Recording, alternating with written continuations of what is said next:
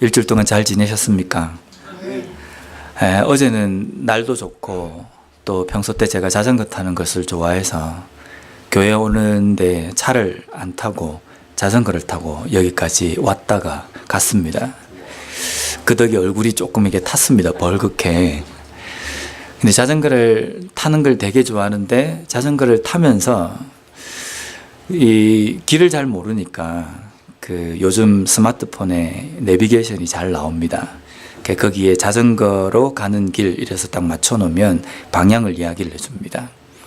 집에서 출발을 하는데 분명히 차로는 오른쪽으로 가는데 자전거로 가려고 하니까 이 내비게이션이 왼쪽으로 인도를 하는 겁니다.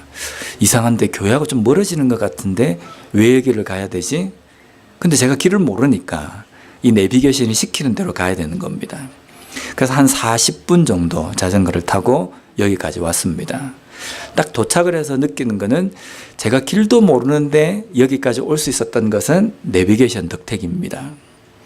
근데 쭉 길을 가면서도 문득 보면은 길 옆에 여러 가지 꽃도 있고 뭐 아직 꽃은 뭐 나오지는 않았지만 또 두더지 같은 거 그런 애들도 막 있고 또 차들도 있고 여러 가지 막 것들이 이 구경하면서 오니까 좋긴 했습니다. 근데 그걸 보다가 잠깐만 방심을 딱 하면 방향을 잃어버리거든요. 어디로 가야 되는지. 근데 방향을 딱 잃어도 제가 길을 제대로 찾을 수 있는 것은 내비게이션 때문입니다. 내비게이션이 가는 대로 거기만 따라가면 되니까 중간에 내가 한눈을 판다 할지라도 내가 잠깐 다른 길로 들어가더라도 원래 길로 이렇게 인도를 해주고 안대를 해줍니다. 제가 어제 교회에 자전거 타고 집에까지 가는 동안에 그 생각을 두 가지 생각을 했습니다. 첫째는 지난주까지 우리가 새벽 기도마다 잠언 말씀을 묵상을 했습니다. 잠언의 하나님의 말씀은 우리의 인생 가운데 지혜이고 그 지혜의 말씀은 우리가 어떤 길로 걸어가야 하는지를 알게 해주신다. 그래서 우리가 하나님의 말씀을 붙들고 살아가는 것인데 우리가 하나님의 말씀을 붙들고 살아간다고 해서 죄를 안 짓는 게 아니거든요. 실수를 안 하는 게 아닙니다.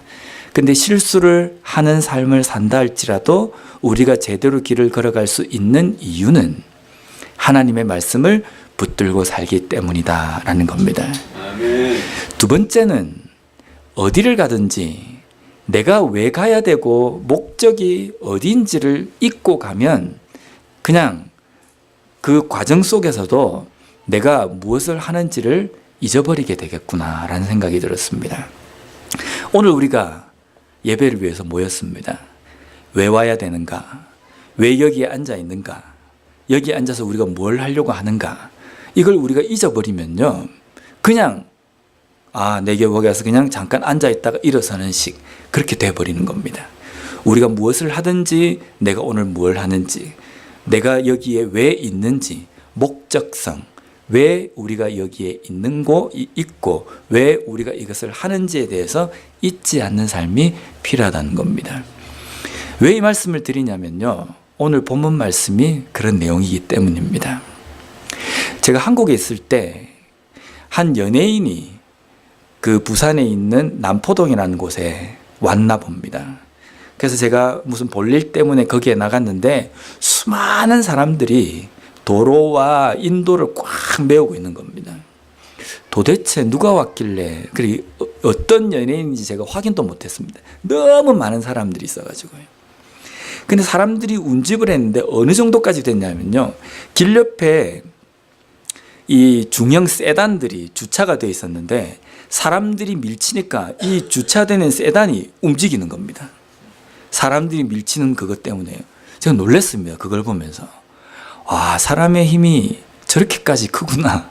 큰 장정들이 차를 들려고 해도 안 들리는데 여자들입니다. 대부분이 여학생들이 막 모여 있는데 그 연예인을 보려고 확 몰려드니까 옆에 세워놓았던 세단들이 밀려나가는 겁니다. 주차가 되어 있습니다. 안에 사람이 있는 것도 아닌데. 근데 그 모여있는 사람들 중에는 그 연예인을 보기 위해서 모인 사람도 있고요. 그 모인 너무 많은 사람들을 구경하기 위해서 모인 사람도 있습니다. 저 같은 사람입니다. 도대체 뭐 때문에 사람이 저렇게 모여있는지 모여있는 사람, 그 두 부류의 사람이 있습니다. 한 사람은 거기에 모여 있는 목적을 알고 있는 사람이고, 또 한 사람은 거기에 모여 있는 목적을 모르고 그냥 모여 있는 사람. 오늘 본문 말씀에도 그러한 상황이 나옵니다. 예수님께서 마지막 이제 십자가 사역을 앞두시고 일주일을 보내시기 위해서 예루살렘으로 입성합니다. 입성할 때 수많은 사람들이 그 예루살렘에 예수님께서 입성하시는 그 길을 쫙 모여가지고 예수님의 그 입성을 환호하고 환영하고 있습니다. 과연 거기에 있는 사람들은 우리가 생각하는 것처럼 왜 여기에 모여 있고 왜 환호를 하는지 의미를 알고 이 사람들이 모여 있는지, 아니면 그렇지 못한지 오늘 본문을 통해서 우리가 한번 살펴봤으면 좋겠습니다. 오늘 모인 사람들이 왜 모여 있는지에 대해서 12절 말씀입니다. 그 이튿날에는 명절에 온 큰 무리가 예수께서 예루살렘으로 오신다는 것을 듣고, 지금 예루살렘에서 예수님이 입성하는 것을 환호하고 구함치는 사람들의 대부분은 명절 때문에 예루살렘에 모인 사람입니다. 근데 이 명절이 무엇이냐면요, 유월절입니다. 유월절은 이스라엘 백성들이 출애굽을 할 때에 하나님께서 10가지 재앙으로 애굽 백성들을 치십니다. 근데 그 중에서 맨 마지막에 장자의 죽음을 기념하기 위해서, 장자의 죽음을 기억하기 위해서 하나님께서 이스라엘 백성들에게 명령하신 절기입니다. 유월절. 근데 이 유월절에 담겨 있는 예언의 의미는 무슨 뜻이냐면요, 예수님께서 죽으시는 메시아의 그 죽음, 구원의 그 사역을 이 이스라엘 백성들에게 미리 예언하신 내용입니다. 그러면 긴 시간 동안 모세 때부터 그리고 예수님이 오시는 지금 이 시기까지 이스라엘 백성들은 이 유월절을 철저하게 지킨 사람입니다. 유월절을 철저하게 지켰다고 한다면 유월절에 담겨 있는 이 의미를 아마 이스라엘 백성들은 알 겁니다. 메시아가 오셔서, 그리스도가 오셔서 우리의 죄를 위해서 죽으실 것이고, 이 피 흘림이 있어야지만이 우리의 죄가 용서함을 받는다. 죄로 인하여서 죽게 되는 그 우리의 존재가 구원을 받게 된다라는 것, 그것을 적어도 알 것이라고 우리가 추측할 수 있습니다. 그런데 과연 이 유대인들은 유월절을 지키기 위해서 예루살렘에 와 있지만 이 사람들은 유월절의 의미를 제대로 알고 지금 입성하는 이 예수님이 바로 그 그리스도이신지를 알고 지금 환호를 하는 것일까? 요한복음 12장 34절 말씀을 보면요, 이에 무리가 대답하되 우리는 율법에서 그리스도가 영원히 계신다 함을 들었거늘 너는 어찌하여 인자가 들려야 하리라 하느냐? 이 인자는 누구냐? 예수님께서 예루살렘에 입성해서 바리새인들과 서기관들 앞에서 이 인자가 들려야 한다, 죽어야 한다. 근데 나는 그리스도다 라고 이렇게 이야기하는 겁니다. 근데 사람들이 못 믿는 겁니다. 믿지 않는 겁니다.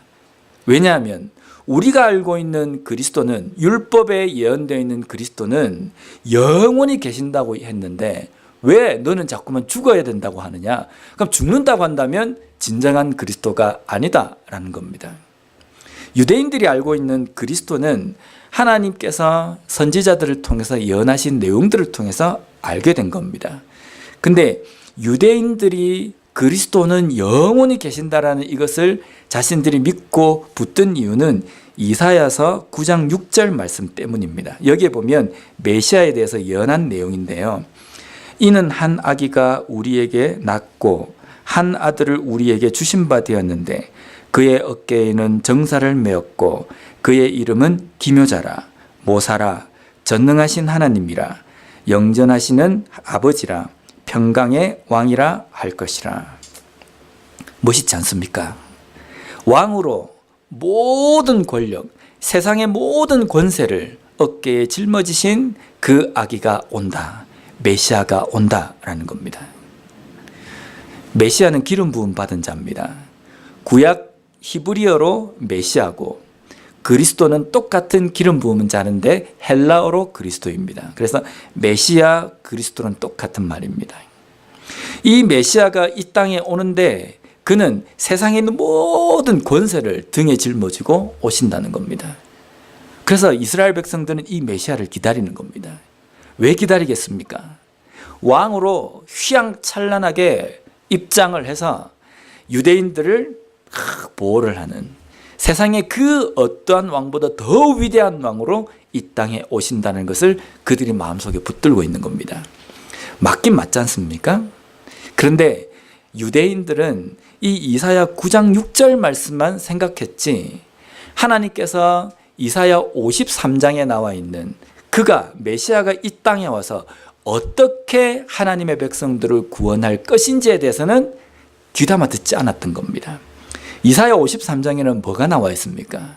그가 찔림은 우리의 죄악을 위함이요, 그가 침뱉음을 당하고 그가 모욕을 당하고 채찍 맞음을 당하고 그것으로 인해서 우리가 나음을 입고 구원을 받는다라는 그 말씀이 53장에 예언이 되어 있는 겁니다.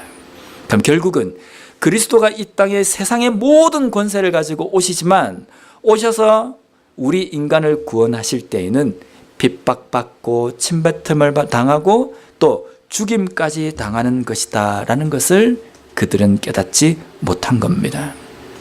유대인들이 붙들고 유대인들이 생각하고 있는 메시아는 위대한 왕으로 와서 단칼에 로마를 다 없애버리고 그 포로로 되어 있는 유대인들을 로마의 그 압제로부터 해방시켜줄 왕으로 생각했다는 겁니다. 그러니까 지금 예수님께서 예루살렘으로 입성하는 것이 온전한 그리스도의 모습이라고 생각하지 않는다는 겁니다. 당시에 모여있는 많은 유대인들도 호산나 호산나 외치지만 이분이 이 예루살렘으로 입성하는 이유는 죽기 위해서 오신다는 것을 전혀 깨닫지 못했다는 겁니다. 우리는 예수님께서 이 땅에 오셔서 나를 위해서 죽어주셨다, 그리고 그 복음을 받은 자로서 우리가 교회에서 함께 공동체 생활을 한다라고 할 때 우리가 모이는 목적, 우리가 찬양하는 이유, 우리가 기도를 하는 이유, 그것에 대해서 온전히 깨닫고 신앙생활을 하는지를 우리 스스로가 돌아봐야 됩니다. 사람들이 모이니까 모이고, 사람들이 눈을 감으니까 눈 감고 기도하는 거고, 반주가 나오니까 내가 찬양을 하는 것이고, 이러면 심각합니다. 군중 심리에 의해서 그냥 흘러가고 그냥 줄줄 끌려가는 그런 신앙생활을 하는 겁니다. 내가 왜 기도를 하며 누구에게 하는 것이며, 기도란 무엇인지, 말씀은 어떤 것인지, 찬양은 누구에게 하는 것인지, 가사 하나하나가 어떤 의미가 있는지 제대로 된 목적을 온전히 깨닫고 우리가 살아가는 삶이 되었으면 좋겠습니다. 오늘 예수님께서 예루살렘에 입성하시는 이 예루살렘의 입성의 이 의미를 우리가 제대로 깨닫고 이 한 주간 동안, 고난주간을 좀 의미를 알고 보내는 그런 시간이 되었으면 좋겠습니다. 첫 번째, 예수님께서 예루살렘으로 향한 길은 겸손의 길입니다. 당시 예루살렘으로 들어오는 그 입구, 성에 아마 성문이 있을 겁니다. 그 성문으로 들어오는 수많은 왕들이 있었을 겁니다. 남유다의 수도이기 때문에 거기에 궁전이 있습니다. 왕이 있는 궁전이 있습니다. 왕이 있는 궁전이 있기 때문에 전쟁에 나아갔다가 들어올 때는 왕이 이 문을 통해서 입성을 합니다. 입성을 할 때마다 예루살렘에 살고 있는 수많은 성 백성들은 왕이 귀환하는 그 왕의 귀환을 환영을 했을 겁니다. 그 환영을 할 때는요, 수많은 사람들이 왕을 환영하기 위해서 아마 막 사람들이 엄청나게 모였을 겁니다. 그리고 그 사이에 그 문으로 들어오는 왕은 어떻습니까? 적어도 승리하고 들어오기 때문에 휘황찬란한 옷을 입고 수많은 군대를 거느리고 훌륭한 마차를 타고 그 예루살렘에 입성했을 겁니다. 유대인들의 눈에 예루살렘으로 입성하는 왕의 귀환 이러면 머릿속에 딱 떠오르는 것은 화려한 행렬입니다. 화려한 행렬을 생각하는데 지금 예수님께서 예루살렘으로 들어오시는 그 모습은 어떻습니까? 예루살렘에 들어오는 그 예수님의 그 행렬을 호위하는 군대도 없고요. 예수님께서 타고 들어가실 훌륭한 아름다운 마차도 없습니다. 뭐 그렇다고 해서 하얀 백마를 타고 오거나 그렇지도 않습니다. 지금 예수님은 뭘 타고 들으시냐면요, 나귀 새끼입니다. 어른 나귀도 아니고 새끼 나귀입니다. 당시 나귀는 일반 사람들이 탈 것입니다. 근데 그 중에서도 새끼 나귀는 더더욱이 일반 사람들이 타는 것 중에 좀 하류. 뭐 이렇게 비유하기가 조금 그런데요. 요즘 타는 차로 생각한다고 한다면 아마 좀 이렇게 낮은 차 있잖아요. 어디에 쿵 부딪히면 잠깐 부딪혔는데도 푹 들어가는 것. 그러니까 소위 말해서 탈 것 중에 가장 낮은 사람들이 타는 것. 그것을 타고 지금 예수님께서 입성하시는 겁니다. 그 예수님께서 입성하시는 모습을 보면서 수많은 사람들이 호산나 호산나 외칩니다. 이 호산나라는 뜻은요, 구원하소서라는 뜻입니다. 또는 도와주십시오라는 뜻입니다. 유대인들이 나귀 새끼를 타고 예루살렘에 입성하시는 예수님의 그 행렬을 보면서 호산나 호산나 외치는 것은 지금 예수님을 왕으로 생각하는 겁니다. 왜 왕으로 생각하냐면요, 이 예수님이 지금까지 우리에게 보여준 것은 위대한 능력, 병도 고치고 또 보리떡 5개와 물고기 2마리로 5,000명을 먹이고, 이 정도 되면 이 사람이 우리의 왕이 충분히 될 것 같다.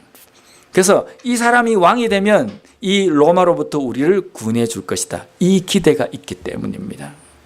그래서 예수님을 향해서 우리를 도와주십시오 라고 이렇게 이야기하는 겁니다. 당신이 성경에 예언되어 있는 바로 그 메시아군요 라고 외치는 겁니다.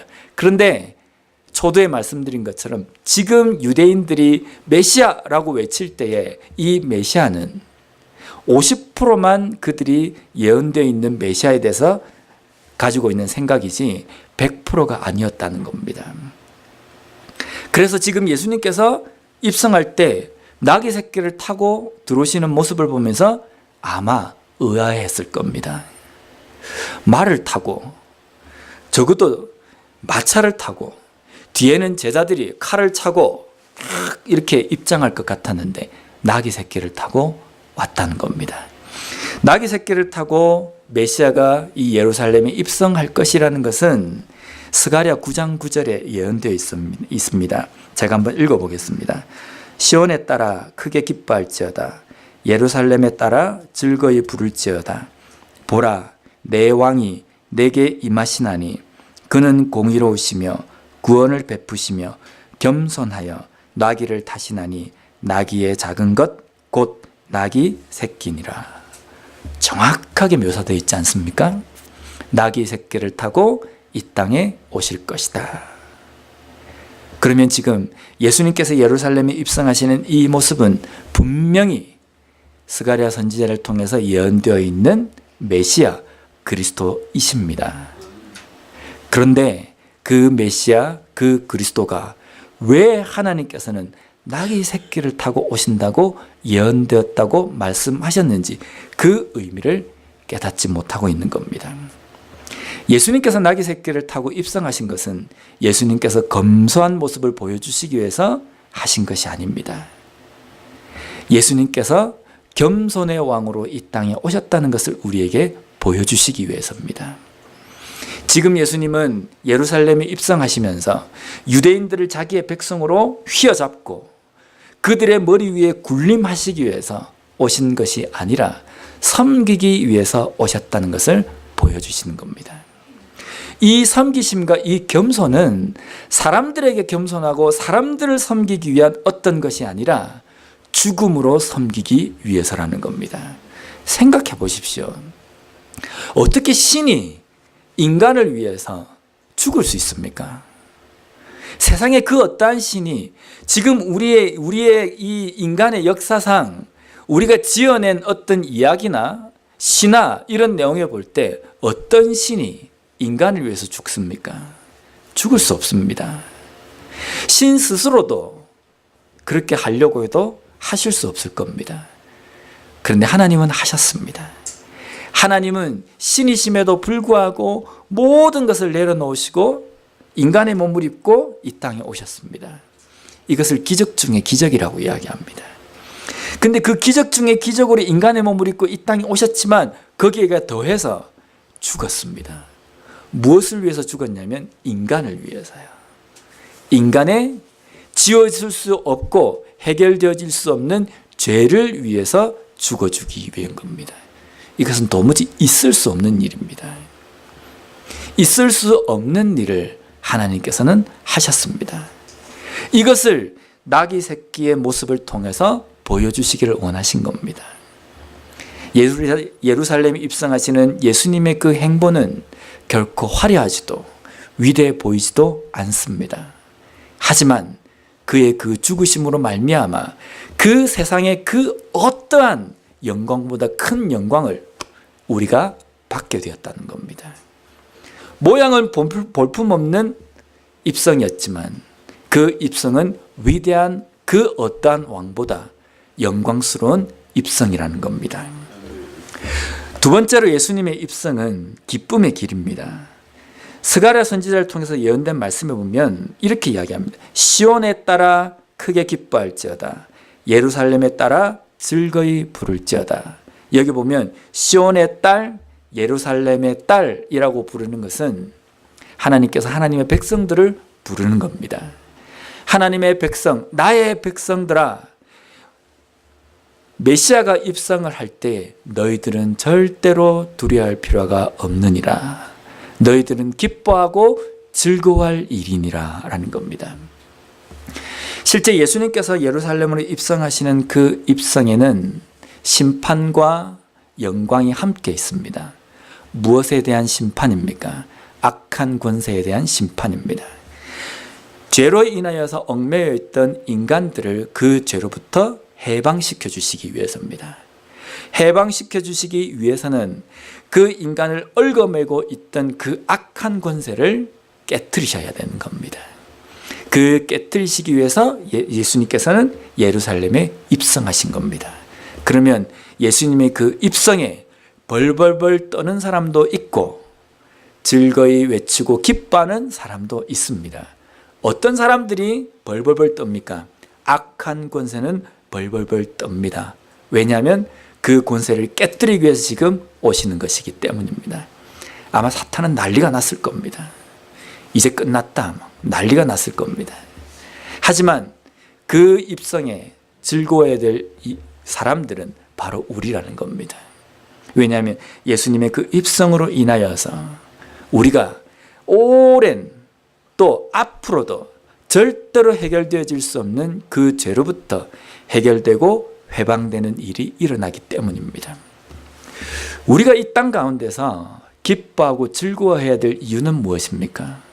주님은 나의 기쁨이십니다. 하나님은 나의 기쁨이십니다. 우리가 그렇게 고백하는 이유는 뭡니까? 나에게 돈을 몇 푼 주셨기 때문에, 나에게 건강 좀 주셨기 때문에, 나에게 뭔가 살 만한 어떤 좋은 환경을 주셨기 때문에, 그래서 주님이 우리의 기쁨입니까? 절대 그렇지 않습니다. 주님이 우리의 기쁨인 이유는 우리에게 생명을 주셨기 때문입니다. 이 구원의 은혜를 주셨기 때문입니다. 구원의 은혜를 주셨기 때문에 우리의 기쁨이 되신 그 주님을 붙들고 살아갈 때에 내 삶에서, 내 주머니에서 돈이 좀 빠져나간다 할지라도, 내 육신이 조금 약해진다 할지라도, 내 환경이 조금 어렵다 할지라도 주님이 나의 기쁨이 되지 않는 이유는 없다는 겁니다. 여전히 그 상황 속에서도 주님은 우리의 기쁨이 되어야 된다는 겁니다. 마지막으로 예수님의 이 길은 우리가 쫓아가야 하는 길입니다. 12장 26절 말씀을 보면요, 사람이 나를 섬기려면 나를 따르라. 나 있는 곳에 나를 섬기는 자도 거기 있으리니 사람이 나를 섬기면 내 아버지께서 그를 귀히 여기시리라. 예수님께서 예루살렘을 입성하고 난 다음에 예수님께서 사람들에게 이야기하신 겁니다. 나를 섬기려면 나를 따라오라. 예수님께서는 어떤 길을 가셨습니까? 지금은 예루살렘으로 입성하십니다. 왜 입성하셨습니까? 칼을 들고 위대한 권세로 악한 것들을 다 물리치고 왕으로서 훌륭한 궁전에 앉기 위해서 지금 입성하십니까? 아닙니다. 예수님께서 예루살렘에 입성하신다는 것은 침뱉음을 당하고 주먹으로 때림도 당하고 어떤 것은 저주스러운 말도 듣기도 하고 욕도 듣기도 하고 고난의 길을 가기 위해서 입성하시는 겁니다. 죽음의 그 길을 가기 위해서 지금 예수님께서 입성하시는 겁니다. 예수님께서는 우리에게 말씀하십니다. 나의 제자가 되기를 원하느냐? 나를 섬기기를 원하느냐? 그러면 내가 가는 이 길도 쫓아야 할 것이다. 그 길은 예루살렘으로 들어가는 이 길입니다. 볼품없는 길이 될 수 있습니다. 그리고 그렇게 우리가 좋은 대접을 받을 수 있는 그 길이 아닐 수도 있습니다. 그런데 주님은 우리에게 쫓아라, 따라오라 라고 이야기하십니다. 왜냐하면 우리가 그 길을 따라가야지만이 제자의 삶이 되고 그 따라오는 제자들을 통해서 하나님은 예수 그리스도의 이 복음을 주변에 전하기를 원하신다는 겁니다. 우리가 이 길을 따라가야지만이 하나님께서 우리를 부르시는 그 부르심의 목적대로 살아가게 되는 겁니다. 우리는 예수님의 제자입니까? 제자입니다. 예수님께서 예루살렘에 왜 들어가셨습니까? 우리는 그 이유도 잘 압니다. 나중에는 예수님께서 어느 길까지 가십니까? 십자가를 지시고 죽는 그 길까지 가십니다. 제자는 이 길까지 따라가는 삶입니다.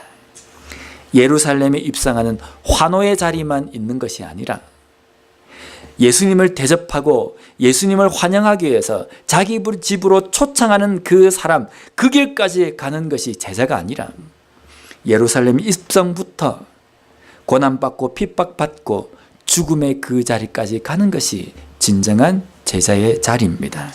이 의미를 온전히 깨닫고 이 한 주간 고난의 그 의미를, 이 한 주간의 의미를 온전히 깨달음으로 말미암아 다음 주일에 있을 그 부활의 그 의미를 온전히 기쁜 마음으로 맞이할 수 있는 우리 모두가 되었으면 좋겠습니다.